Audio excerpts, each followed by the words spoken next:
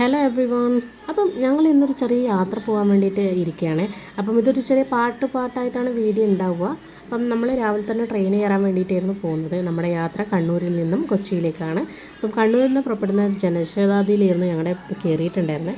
നമുക്ക് കയറുമ്പോൾ നല്ല തിരക്കൊന്നും ഉണ്ടായിരുന്നില്ല. അത്യാവശ്യം നല്ല ഫ്രീ ആയിട്ട് തന്നെ ഉണ്ടായിരുന്നു.